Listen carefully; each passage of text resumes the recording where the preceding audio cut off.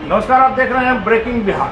RJD एक बार फिर से सत्ता में आ गई है और कल जिस प्रकार से आरजेडी नेताओं के यहाँ, लालू प्रसाद यादव के करीबियों के यहाँ छापेमारी हुई है सीबीआई की, केंद्रीय एजेंसियों की, उससे लेकर हम बात करेंगे। हमारे साथ अभी बात करने के लिए हैं राष्ट्रीय जनता दल के SC/ST प्रकोष्ठ के प्रदेश अध्यक्ष अनिल कुमार साधु जी।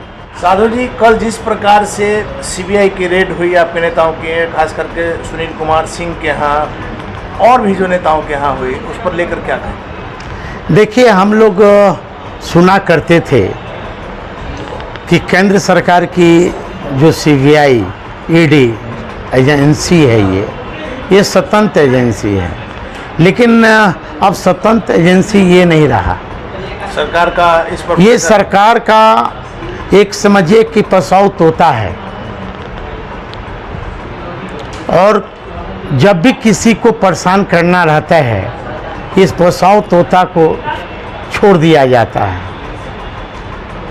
लेकिन साधु जी, 2009 की जो बातें आई है कि ज़मीन के बदले में जो है, नौकरी के बदले में जो ज़मीन दिया गया है, सीबीआई के बारे में कहा जाता है कि बिना किसी साक्ष्य के किसी पर हाथ नहीं डालती है। वैसे में लालू प्रसाद यादव के लिए, उनके परिवार के लिए आने वाले दिनों में मुसीबतें बढ़ सकती हैं। आप देखेंगे कि BJP के एक बड़े लीडर जो कि केंद्र में मंत्री, उनके यहाँ विगत दिनों अरबों रुपया, करोड़ों रुपया खुलेआम पकड़ाए थे। अब पूरा देश की मीडिया घराने मीडिया में चला था जी। उन पर आज तक CBI और ED जांच क्यों नहीं? कल लेकिन जिस प्रकार से सदन में था, विश्वास मत हासिल करना था, हालांकि आप लोगों के पास संख्या जरूरत से ज़्यादा थी, लेकिन कल ही यह छापेमारी क्यों? देखिए, BJP का ये फंडा है कि जब वो BJP किसी भी राज्य में सत्ता से हटती है और चुनाव हारती है, तो उसका एक ही फंडा है कि किसी व्यक्ति को, किसी पार्टी को बदनाम करो और उसको फंसाओ। लेकिन कितने BJP खेल करे, लेकिन हम लोग न ED से डरने वाले हैं, न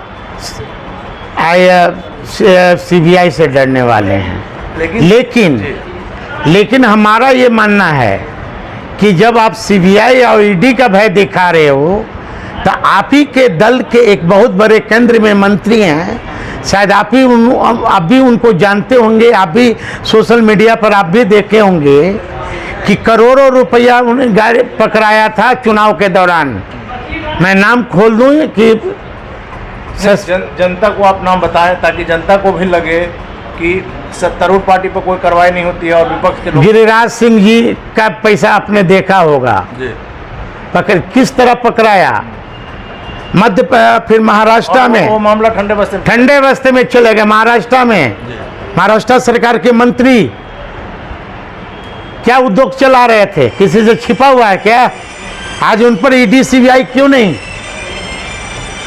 लेकिन साधु जी, अगर कल के डेट में तेजस्वी यादव की मुश्किलें बढ़ती है, FIR होता है, चार्जशीट दाखिल होता है, तो अगर उनको इस्तीफा देना पड़ता है, तो फिर यहाँ बिहार में राजनीतिक संकट आपके लिए पैदा हो जाएगा। देखिए, वो आने वाला समय बताएगा कि क्या होगा। लेकिन एक चीज़ और बता दीजिए, आखिरी सवाल में रही है कि मुख्यमंत्री नीतीश कुमार को लेकर के आप लोग जो तमाम बातें करते थे, अभी 7 तारीख को अपने प्रतिरोध मार्च निकाला था, अब फिर से आपके करीब आ गए हैं, तो मुख्यमंत्री जी आपके लिए अच्छे हो गए। अब नरेंद्र मोदी जी क्या आरोप लगाते थे नीतीश जी पर जी? चुनाव के दौरान DNA में खोट है, कहा था कि मिट्टी में मिल जाएंगे, लेकिन लालू जी ने कहा था कि पलटू राम है। हाँ, मैं तो इसलिए राजनीतिक में कोई न दोस्त है न कोई दुश्मन है, राजनीतिक संभावनाओं का खेल है। राजनीतिक जो है विचार, बिहार का जो जनमानस है, उसकी आवाज़ को पकड़ना चाहिए, बिहार की आवाम को, भावनाओं को कदर करना चाहिए। मतलब नेता अगर एक दूसरे को गाली भी दे रहे हैं तो मानिए कि दोस्ताना है, कल के डेट में फिर स्वाभाविक है। अब देखिए ना, नरेंद्र मोदी जी क्या बोलते थे, इसलिए ये सब अब नहीं रहा। अब बिहार की विकास कैसे होगा, बिहार के नौजवानों का नौकरी कैसे लगेंगे, कोई पकौड़ा नहीं बेचे। 10 लाख हाँ। 10 लाख दोनों का मिलाकर 20 लाख दे पाएंगे?